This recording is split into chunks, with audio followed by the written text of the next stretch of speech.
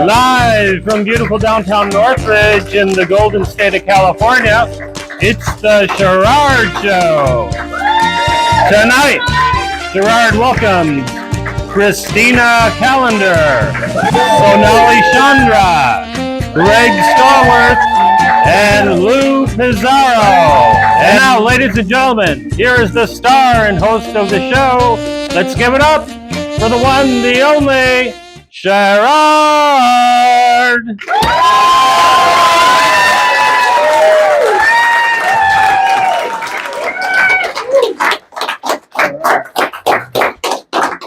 Good afternoon, ladies and gentlemen, and welcome to the Sherard Show. How are you all doing this afternoon? Everybody doing all right? Yes. I can tell you got paid today. Everybody got excited. Everybody excited? You got paid? Those direct deposits hit. Today is a very, very special show, ladies and gentlemen. Today is the 15th anniversary of the Sherard Show. Yeah. 15 years. You know, 15 years ago, some people had a Jerry curl. Now they don't have any hair at all. You know? 15 years. You know how long 15 years is? And the fact is that 15 years ago, who was the president? Anybody know who the president was 15 years ago? Andrew Jackson. What that on, Joe? No, 15 years was a very long time. But 15 years ago, it was President Obama. Very good. President Obama. Give it up. All right. Yes, we can. That's how long we've been doing the Sherard Show. We're going to be talking more about that. But, I want to give a round of applause. We got some very special guests in the audience. You got the Brysons. Give a round of applause for the Brysons.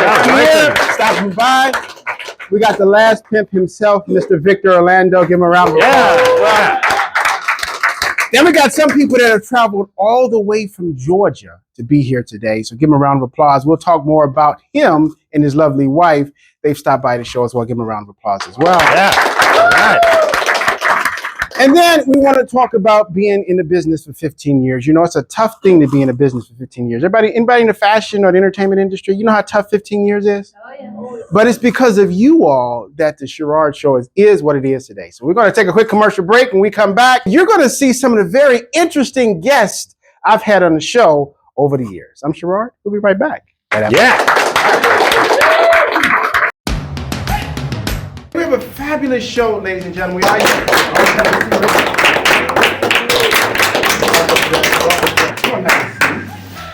When we were making our movies, there was a really weird trend.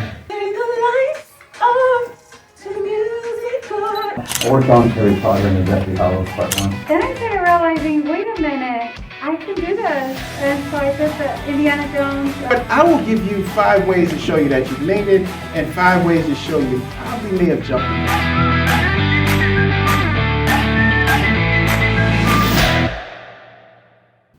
Yeah. All right. And welcome back, ladies and gentlemen, to the Sherard Show. I'm your host, Sherard. So excited for all those who are here, as well as celebrating 15 years ago doing the Sherard Show. Now, I'm going to give you a little history about the show because it's very interesting. A lot of people ask me a question about where did the Sherard Show start? So I want to talk about that this evening. As a matter of fact, the Sherard Show started way back in Chicago, ladies and gentlemen. In Chicago in 2010 at a place called Star Planet. That back then, do you not know that most of the television that we were watching was still on console TVs? It wasn't streaming. It was that far along. It wasn't streaming, but yet and still now here we are in streaming. And it started in a small place on 86 in Cottage Grove in Chicago, where having a television show can be very difficult in Chicago because they had Oprah Winfrey, and that was the only show they really recognized back then. But being able to have great guests stop by the show and somebody to give you a shot is what made the Sherard Show what it is. And I put together a collage of some of the guests that were on the show. Let's look at some of the guests that have stopped by the show through the years. I think Victor can recognize a lot of them as well. If you recognize somebody, give it a round of applause.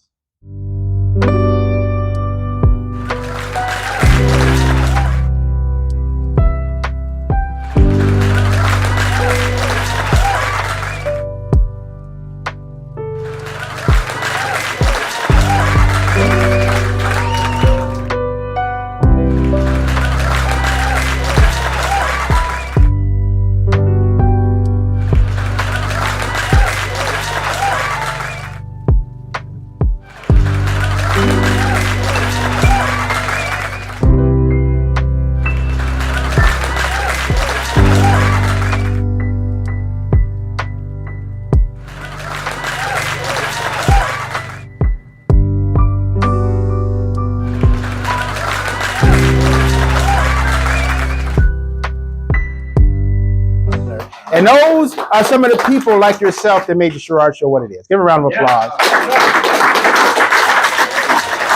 And ladies and gentlemen, when we come back from this quick commercial break, we're going to have a young lady who's wearing my new pair of rah-rahs, and she's looking so fashionable. And she's also something you need to know. Before you grab her on the arm, you better make sure you know that she's a black belt in Taekwondo. I'm Sherard. We'll be right back right after this. If you served in the Marine Corps, by now you know about the contaminated water problem at Camp Lejeune. If you were stationed or worked at Camp Lejeune from 1953 to 1987, you probably have a lot of questions. We have some answers. You could be entitled to compensation. Billions of dollars are being allocated to pay for damages to anyone stationed at Camp Lejeune during that time. Unfortunately, it appears that officials may have known the contaminated water problem existed and did little to protect their men. The Semper Fi code was not honored. If you or someone in your family has developed a serious illness, including various forms of cancer, call this Camp Lejeune legal support line right now. You can't turn back the clock and change what happened, but you can certainly call right now and learn your rights as a Marine. Here's the number. Call 855-815-9786. That's 855-815-9786. Again, 855-815-9786. And welcome back, ladies and gentlemen, to the Sherard Show. I'm your host, Sherard, for a very special 15-year anniversary episode of the show.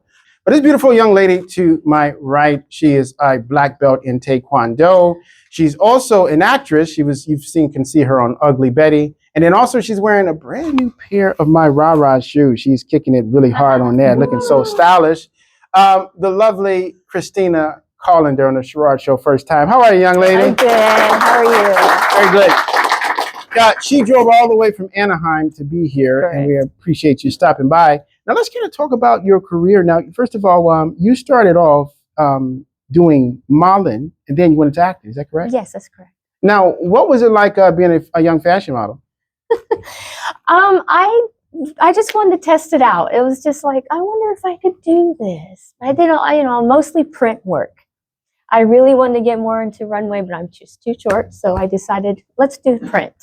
Now, a lot of times parents put their kids into modeling and acting and stuff when they're 5, 6 years old. Is that something you wanted, or your parents just kind of put you in it?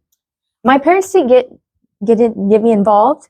I got into it a little bit later, after I graduated high school and whatnot. And I had a talent agent following me through the mall and taking photos of me, and which also they wanted me to do music videos. Mm-hmm. So that's how it all kind of started for me. Isn't that kind of weird, walking in the mall and somebody taking pictures of you? Yes, I was like, who is this stalker? And this was back in the Polaroid days. Mm-hmm. It was like, who are you? What are you doing? Because I had like a major goth look going on.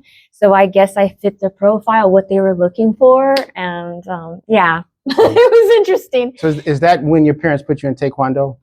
No, they put me in when I was 11 years old. Mm-hmm. And they wanted me to step into something else because I was a semi-professional speed skater. So it is a very intense sport, and my parents wanted me to try something else. So they put me in that. So what is speed skating like? We used to watch that on ABC Wide World of Sports, speed skating, figure skating. It's pretty cool. Now, is that a lot of endurance being able to do that? You've probably seen more ice speed skating. I started in roller speed skating and 4 wheels, and then I transferred into inline speed skating. Mm-hmm. Did a little bit of both. And I've also taught. I taught in the early 2000s for like 4 or 5 years. Now, is that something you still do? I still speed skate, yes, but I retired out. I don't no longer race, but it more has to do with not being in California anymore. But I do go roll it out in Irvine, and I skate in between 16 to 24 miles. Mm-hmm. Wow, that's a one way? Yeah, well, we have a circular area that we skate in. Mm-hmm. It's probably about 1.5 miles. With less than 2 minutes, I can skate it. Very good. Very good. A round of applause. That's like a lot of endurance to do that. My goodness. So now let's talk about the industry. You did Ugly Betty. Yes. And you also did a lot of other projects. What is the acting industry like these days? Is it still as competitive as it was in the 70s and 80s? No, it's very different. To me, I think with technology opening up, it's opened up so many doors. Anybody that has a phone can do something with it. You just start there. Mm-hmm. And nowadays, a lot of it's focused on. I've noticed the amount of likes you have on, social media versus before when there wasn't. The way you audition is completely different. It's online now. Before it was in person. I miss the days of knocking on the doors of talent agency. Here's my picture. I hope they get it. Versus everything's just technology. So what does that make it? Does it make it tougher for the traditional actors and actresses trying to find work who are really talented but don't have the likes? No, I wouldn't think so. Like I said, you can make your own. Very good, very good. Well, ladies and gentlemen, we're going to take a commercial break, and when we come back, we're going to have her do a monologue to see how talented she really is. I'm Sherard. We'll be right back. Good afternoon, ladies and gentlemen, and welcome to the Sherard Show. We have Hollywood royalty. Give it up for the lovely Suzanne Von Schack. Give it a round of applause. It's all about relationships. Kathy Garver's on the show. Give her a round of applause. I think it's perseverance. I think it's long-term relationships. Give it up for Mr. Bobby Wood, ladies and gentlemen. But when you're intentional about pursuing something and that opportunity shows itself. I'm kind of known as the queen of reinvention, and that's what's kept me going. No, Kathy isn't here. She's out on another audition. Suzanne, if you're ever looking for another actor, I play a mean pickle. You all look like a kid. We'll stick with the doo-wop. I'm Sherard. See you next time. Bye.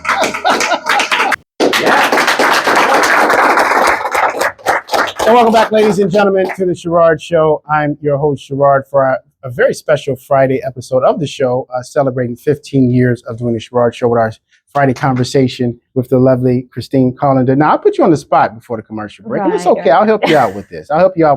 You probably haven't done a monologue in a long time, but it's okay. So the scene is your paycheck is not in your account when you woke up this morning. All right. So take it away. How would you respond? Oh my God. What happened to my money? I mean, it was there. It was online. I seen it. I'm going to have to call the bank and find out what is going on. Wells Fargo. I need help. I need help now. I just put $1,000 in my account this morning. It's not there. Can you help me out? Okay, thank you. Now, why is it missing? Well, that's not an excuse. I mean, what about technology here? I mean, I put it in my account. I seen it was $1,000. I give a round of applause. Isn't that how we usually do it when it happens, Joe? Aren't you like that when your money's not there?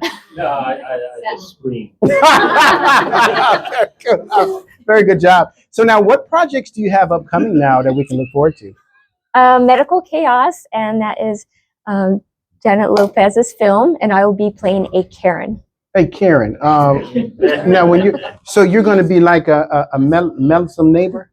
Excuse me? A meddlesome neighbor, like, you shouldn't have moved your garbage can there. No, it'll be like in a medical situation. So I'll be like, that annoying, hey, I need to get ahead in the office before anybody else. Oh, my goodness. Wow. Where did the name Karen come from? Anybody know? I mean, why? Annoying person. Oh, very annoying good. person. Very good. Very good. Okay, good. Now, let's talk a little bit about the rah-rahs now. What does it feel like to be wearing a pair of these? These are extremely comfortable. I'm Italian made, and I love the leopard print. Mm-hmm. I love the colors. It's bright, it's vibrant. It says hello. We have a singer in the audience who's also wearing a pair of the rah-rahs, looking so stylish. Hopefully later on in the show we'll get her as well. She can sing, and she's wearing a pair. I don't think the last pimp is wearing a pair of rah-rahs, but we know that Aisha is wearing. So we're gonna have one later on in the show. Now, what kind of advice would you be able to give someone who's watching the show who wants to be where you are, but they don't know if they can make it or not? Patience, tons of patience. It is not an overnight deal. It is work. I will not lie about that. Support from friends, definitely. Now, when do you know you need to leave your 9-to-5 job? Because a lot of people leave their 9-to-5 too soon, and that's how people become homeless and things like that. So, what kind of advice would you give to someone when to leave the 9-to-5? I personally have not left the 9 to 5 completely. So my best advice is each and all to their own. That's the best advice I can give. Give a round of applause. Very good. Don't leave that 9 to 5, ladies and gentlemen, yet. Wait until you can pay all your bills, not just 9 out of 10. I'll let you know that. Well, ladies and gentlemen, we come back. We're going to have the TLC star. She is the star of the hit show Virgins.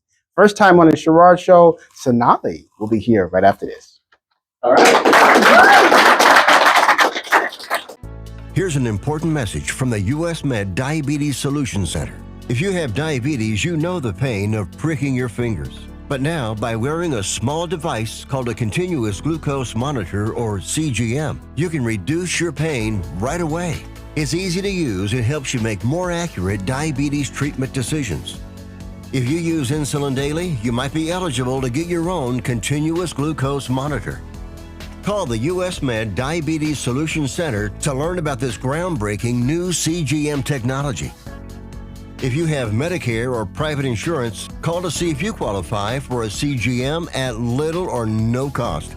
Shipping is free and will even bill your insurance company for you. US Med is the #1 rated supplier on Google and Facebook reviews. So call us right now to see if you qualify for a CGM at little or no cost. US Med. Better service. Better care. Oh, welcome back, ladies and gentlemen, to the Sherard Show. I'm your host, Sherard, having a wonderful time this Friday. You know, Joe, they're doing a lot of snickering back there. We might have some people removed. There's a guy out there with a ponytail in the back. He's doing a lot. Yeah, we might have to throw him out. Snickers are not allowed. We might have to throw him out. Snickers would be okay. Or put him on camera. He brought his bag of eggs. But we always love Victor Orlando. He stops by the show. He's a wonderful guest. We really appreciate him so much. But ladies and gentlemen, this next guest, she is on a hit show called Virgins. She has a very, very interesting story. She's all the way from India, ladies and gentlemen. First time on the Sherard Show. The lovely Sonali, give it up for her. First time on the show. Hi. Welcome, young lady. How are you? Come on, have a seat. Thank you. I'm fabulous. And we really appreciate you stopping by on the show. My goodness, you're very busy. And I was watching, your show. I'm a fan of it, but it tells a very interesting story. So first of all, talk about the culture in India and how it coincides with your television show or your reality show. So Sherard, first of all, thank you for having me here. I'm thrilled to be here. I need to correct you on something. Mm-hmm. I was actually born and raised in America, New Jersey to be specific. New Jersey, very good. My parents are from India. Very good. Very so that makes me Indian American. Mm-hmm. To this day, there are parts of me that are Indian. There are other parts of me that are American. My parents raised me as if I was in India.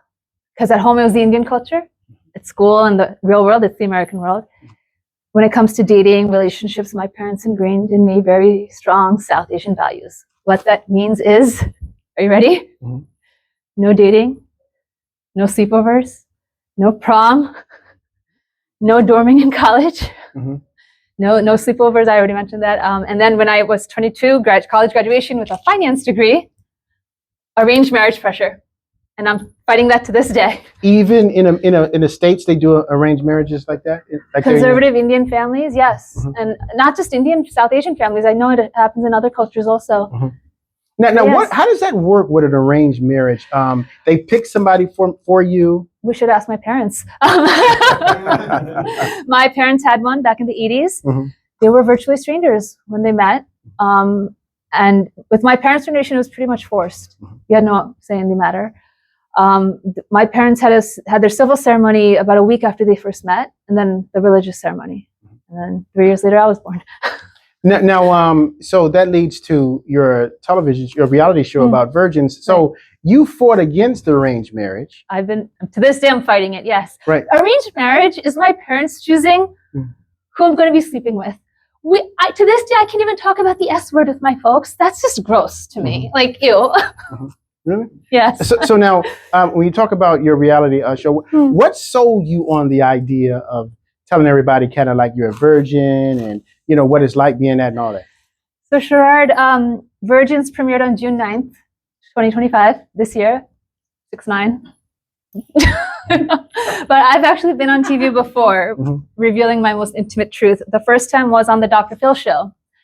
This was the year 2020. I was 33 years young then. And I saw a posting on social media during lockdown. We were all stuck at home, nothing else to do, right? I saw a posting from the Dr. Phil production team. They were looking to help millennials with their love life. I'm like, I could use some help. I was fighting the arranged marriage pressure. I had no luck with dating apps. I got to try something new. And so that's... what kind of guys were you meeting on the dating apps? Troopers. A lot of weirdos? Yeah, so one night stand. Were they following you around in a mall with a camera? No, that didn't happen to me. Like that. Okay. All right, very good. But yeah, I was 33 when I first started, when I first publicly revealed my most intimate personal secret. And by the way, I just want to mention right here, right now, there's nothing wrong with having that quality. Like, we all have it until some point in life. And we all have different stories, depending on our gender, cultural background, whatnot. And so, yeah, it's about 5 years ago, that's when I first started. And apparently, people are fascinated by me. I'm very humble and grateful about it. I came here for acting, as do a lot of people. I went from the Garden State to the Golden State for acting, but I opened my mind to other forms of entertainment, including reality TV. Now on your show, it goes very intimate about a lot of things, being a virgin woman at 35, and then a lot of things that goes along with that. But it's a virtue, but how do your parents feel about seeing you on television talking about these things? I believe in the theory, it's better to seek forgiveness than to seek permission. So I've already done it. If they don't like it, oh well. I have detached from what they think about it. It's really weird how my parents raised me, because like I was raised to believe boys are bad, sex is bad. And they're right, boys are bad. Men can be really mean, present company excluded. I appreciate it. But so you dated my producer. That's why you said he's so mean. But fast forward to today, my parents wonder why they don't have grandkids. Like, where do babies come from? Huh? Come on.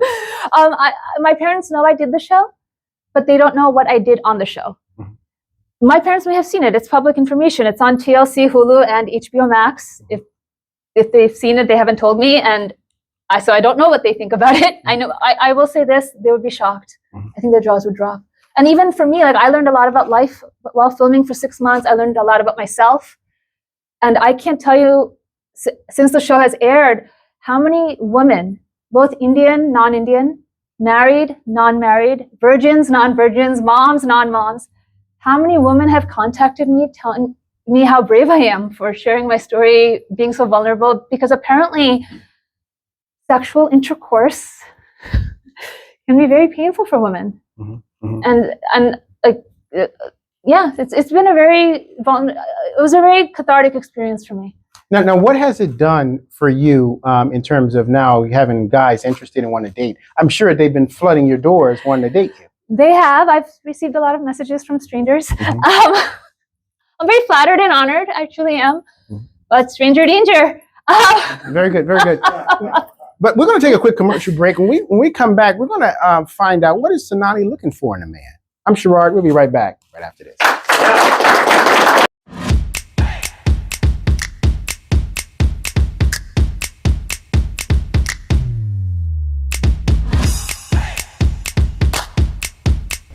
I'm wearing rah-rahs. What are you wearing?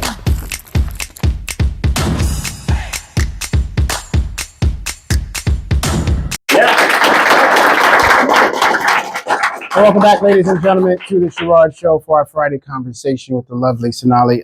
Talking about her reality show, Virgins. Now, is it still in production, or is it going to be another season coming out?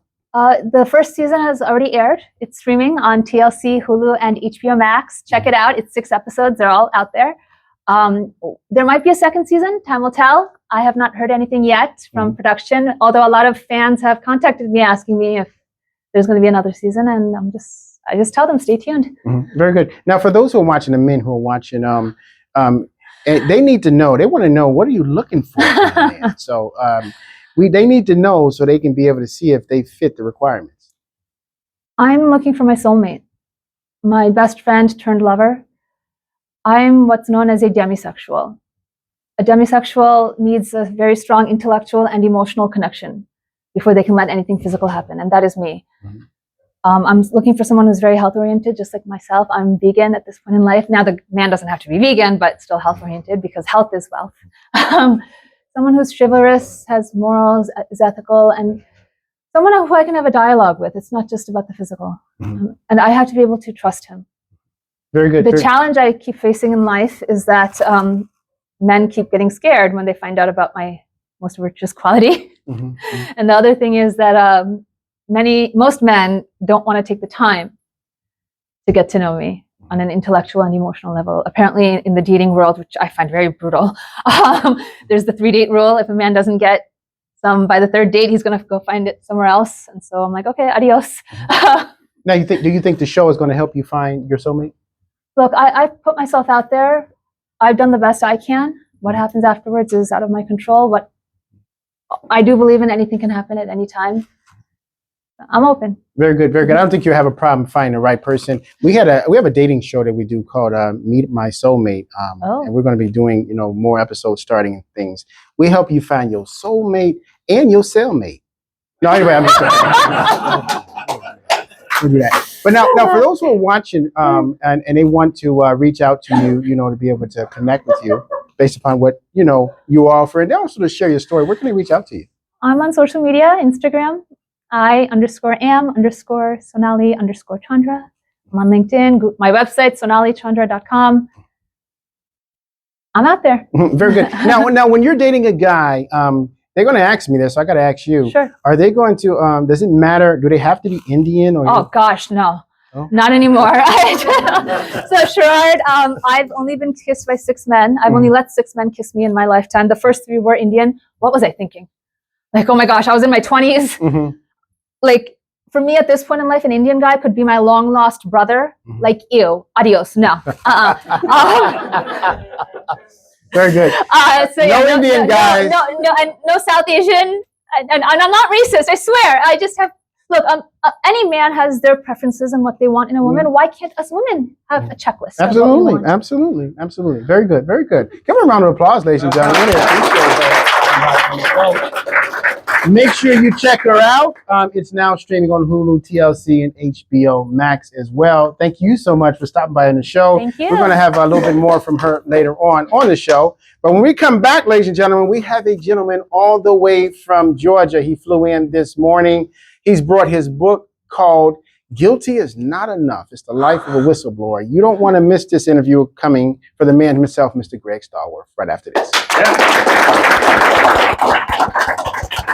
Can your IRA stand up to the next financial crisis that our top economists are saying is at our doorsteps? By allocating a percentage of your IRA into physical gold and silver with a tax-free rollover, you can diversify and safeguard your holdings from turbulent markets and economic downturns by putting your IRA back on the gold standard. Find out how to safeguard your assets with a tax-free rollover with a Genesis Gold IRA, the only IRA that can hold physical precious metals. Call now for your free gold and silver report. Protect your IRA today with one simple phone call and learn how to qualify for up to $10,000 in free silver. Call Genesis Gold Group, empowering faith-driven stewardship. Call 877-588-0992. That's 877-588-0992. Again, 877-588-0992.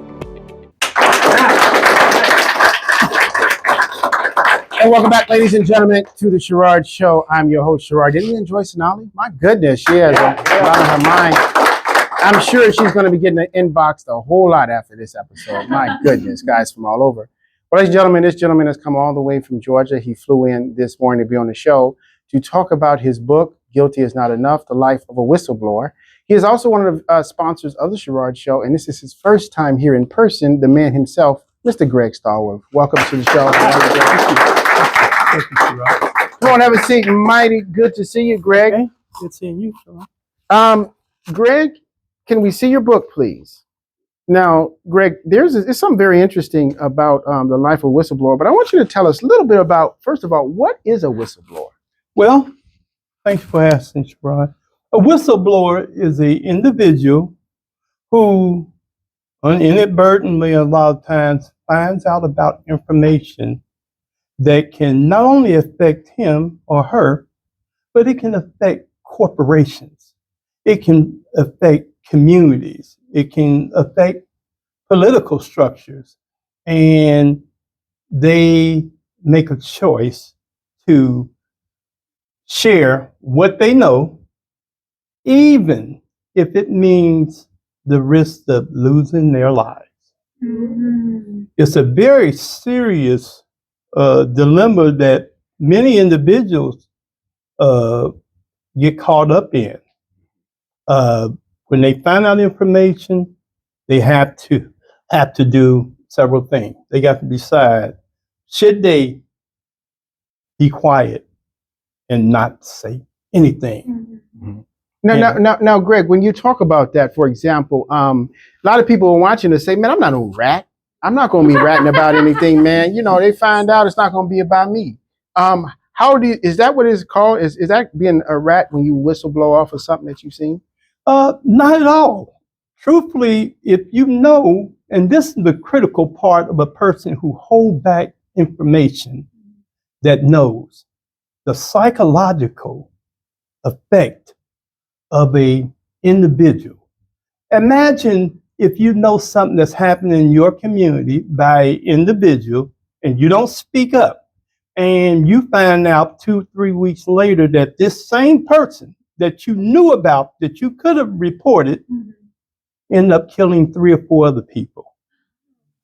It's a serious dilemma psychologically.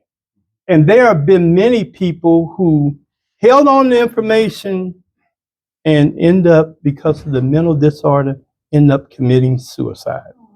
Now, Greg, the thing is this, for example, a lot of times people know things that's going on illegal in the company. Yes. You talk about Arthur Anderson, for example, and so many other companies. And yet people are concerned about their job security. A lot of times once they speak about it, now they're out there on the limb and it seems like nobody's there to protect them. Well, that used to be in most cases. Now, for those who don't know, we in this country have what we call the Federal Whistleblowers Act. That was enacted in 1989. And it was amended by our own President Barack Obama because he seen that the Whistleblower Act didn't have enough strength to it. That meant that people's careers were being damaged. There was a high risk of homicides. And what happened is, thanks to Barack Obama, he strengthened that law with the amendment to allow people to not be chastised with their careers in their lives, even though things still happen, but more people are feeling more comfortable speaking out of wrongdoing.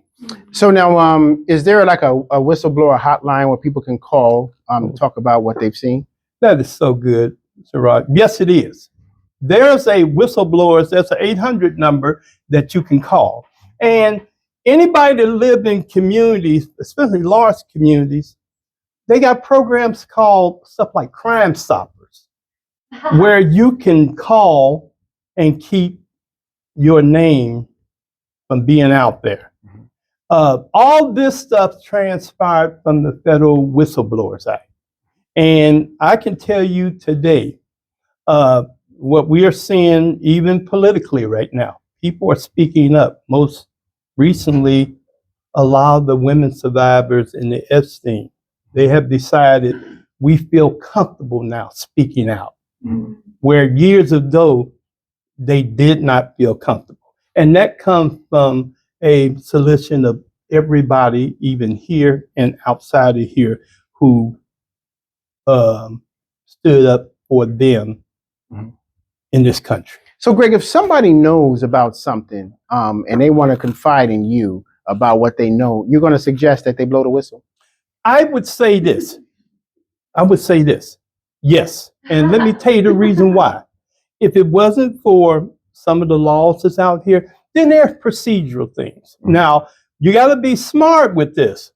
You can't, if there's a corporation that's involved, I wouldn't go to the local police where that corporation is because they don't have enough strength. That's why in my book I mentioned about the individual who found something illegal going on in the corporation going to the DEA, which is the Drug Enforcement Agency. And it's very important that you be very conscious of how you do it, because not only are you taking a chance with you, but also your family, your career. We used to call it back in the day blacklisting, meaning that big companies will tell other companies and you couldn't enhance your career. Now, let's see. Let's look at your book here. Now, the premise of the book is basically what you're speaking about. Yes, it is. In fact, I had two friends who worked for corporations, and not to name the corporations because one of them is very global. And he spoke about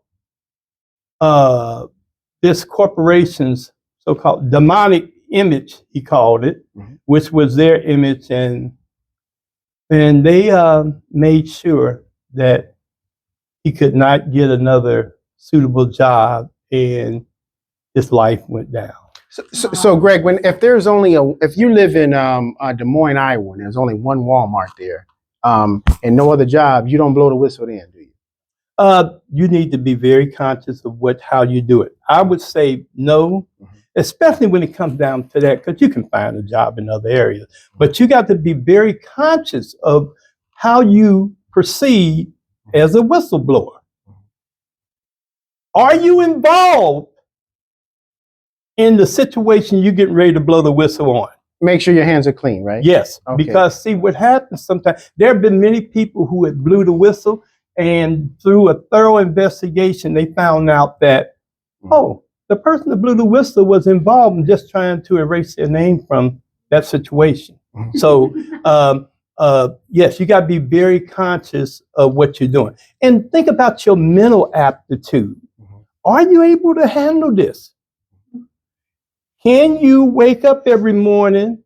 Can you go out and really address this thing without having mental breakdown? So it comes down to a me factor too. Very good, very good. Now, really quick, we're short on time, but Greg, we want to turn this into a film. You want to turn this into a short film or a movie, correct? Yes. Let me tell you a couple of things I would love to do.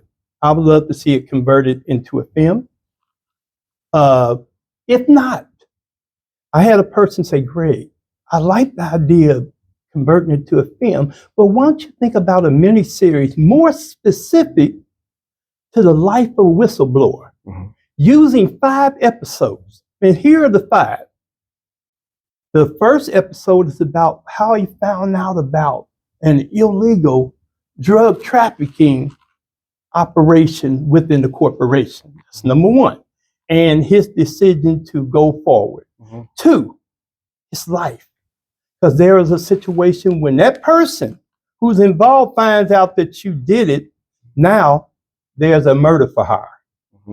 And leading to that in that episode is a high-speed chase down one of the busy freeways because this person is out to get you. So that's 3. 3. That's 2. Okay, what's 3? The third is, the third is your family. When your family is threatened, when your wife, when your children, when they can't really go out in public. Mercy. It goes into a real emotional quagmire now, because now what you didn't put that as an effect on your family. The other one is your career. Oh my goodness. Which number is that? 4? That's number 4. Okay, 4. All right, I want to make sure I'm keeping up with you now. 4. Okay, your career. And the 5th is the mental breakdown. The mental breakdown that you have to go through. People wondering, why are you going to see this psychiatrist every month? So, Greg, is it worth it after all those things? Well, it depends on who you ask. You can't ask him because he's mentally messed up. Know what? Yeah, but you know what? How do you, the question is, are you going to die or live with this situation? Very good, very good. Greg, 2 things I can ask you, then I get you out, get out of here. Where can they purchase your book? I have my book available on Amazon and Barnes & Noble, and I have a website that's in the process. It's www.guiltynotenough.com. Not is, take the is out, guiltynotenough.com. But like I said, one of the things I would love to see happen is somebody see the relevancy of it, not just corporately. I think you guys understand this, but also politically. It's something that needs to be told. And as Sherard did on my other show, hey, I'm not afraid to tell. Very so good. I'm here today telling everybody here, hey, speak up for the whistleblower. Give it up for Greg Stallworth. Thank you so much. We really appreciate him coming all the way from Georgia to share his story as well. He has books with him too. Make sure you purchase it and then talk to him after the show so that you can be able to line up with possibly turn this into a film or a series, especially on the car chasing part. Yes. Can I share something with you? Yes. I do have some books. I don't have, but I'm giving them away. I'm giving away. I'm so committed to. I'm being the book whistleblower. So I'm giving them away. I'll sign them and until they're gone, and then we'll go from there. Give him a round of applause. Very generous. Thank you so much. Well, ladies and gentlemen, when we come back, we're going to have the man that you need to be careful of. He might be out there repoing your car. The man himself, Mr. Lou Pizarro, on the Sherard Show right after this. Thank you. This is a very dramatic and suspenseful story involving a high-level corporate executive who finds himself in a dilemma. Faced in a situation where he discovers that someone in the corporation is involved in an illegal drug trafficking operation. He must decide between either staying silent and protecting his lucrative position with the corporation or going to the legal authorities and sharing what he knows. What's at risk is not only his employment, but his life. If it is known that he blew the whistle on the illegal drug operation, what would you decide? Guilty is not enough. By award-winning author, Mr. Greg Stallworth. Purchase it wherever fine books are sold.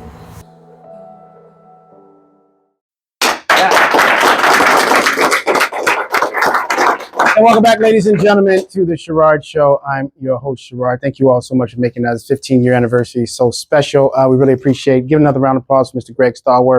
Dropping some truth bombs our way this afternoon. This next gentleman, you can see him on Operation Repo.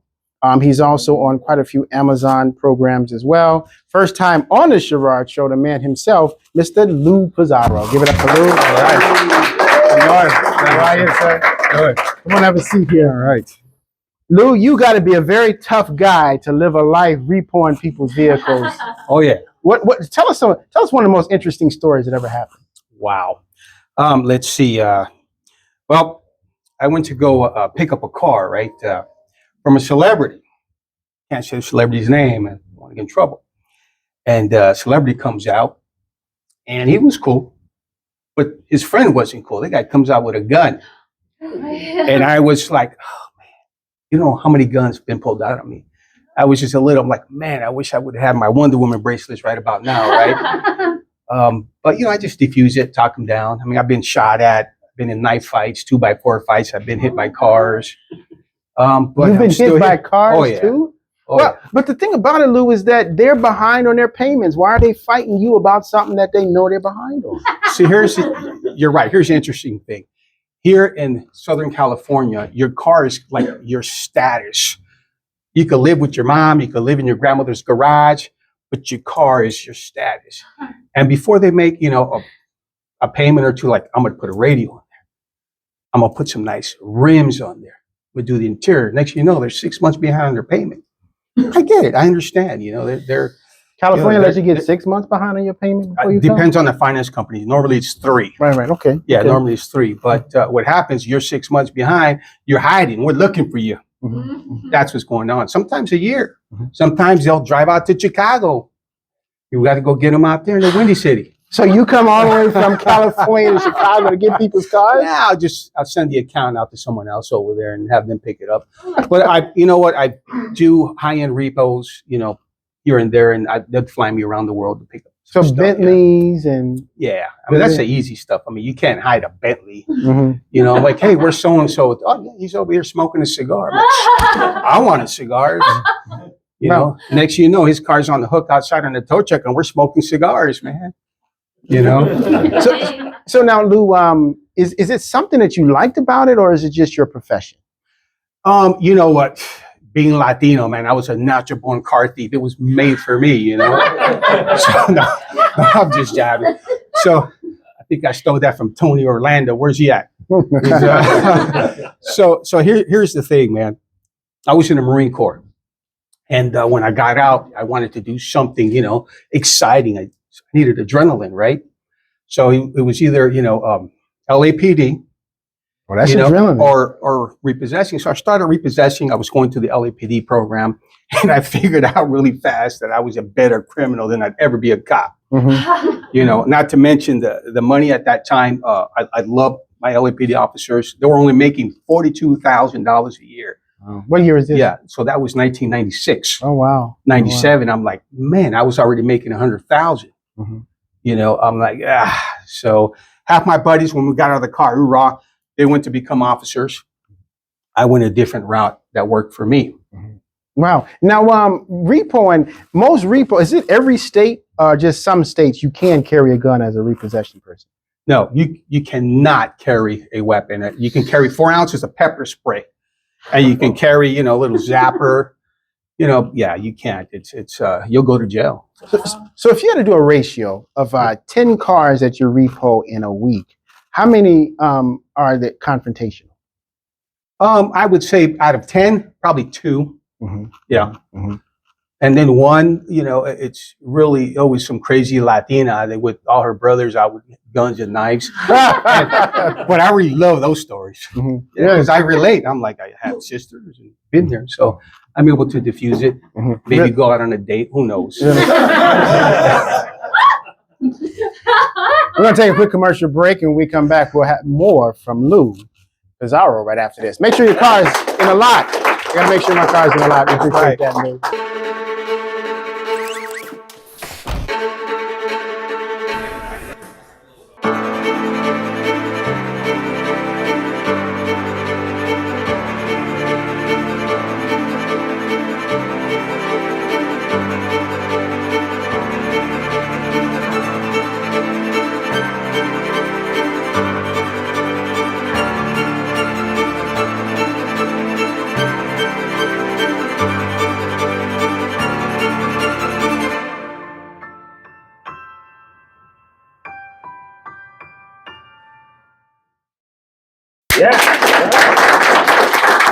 Welcome back, ladies and gentlemen, to the Sherard Show. I'm your host, Sherard, having a wonderful conversation with the man himself, Mr. Lou Pizarro. Now, we did not change guests. He just changed his shirt because you have a different profession as well. Talk about your second profession that has to do with travel.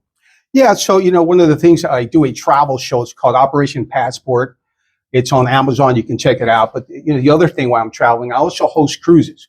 I host a Super Legends cruise, the Old School cruise, the Land Legends cruise, and the Cali Country cruise. So I'm your captain host. So you guys want to go on a cruise, let me know. Really? Wow. Yeah. Now do you give them a great rate? Yeah, absolutely. If you guys want to be on the cruise, they sell out super fast. Our next available cruise is our 5 nights to Cabo, September 1st to the 6th, 2026. Oh, wow. That's right. And we're going to have Cole and the Gang. We're going to have the OJs. We're going to have amazing guests, man. I'm telling you. So Lou, what do I need to do to get on the Sherard Show on one of your cruises? Oh, I got you. We'll talk about that after that. Yeah. So, and here's the cool thing, man. It's reasonable. You can put a small down payment and make payments for a year before you know it. Mm-hmm.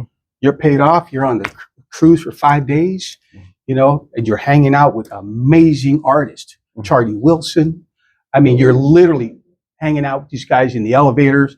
You know, these are Grammy Award winning artists, everyone. It's an amazing event. Club Nouveau is going to be on that cruise, mm-hmm. Lighter Shade of Brown.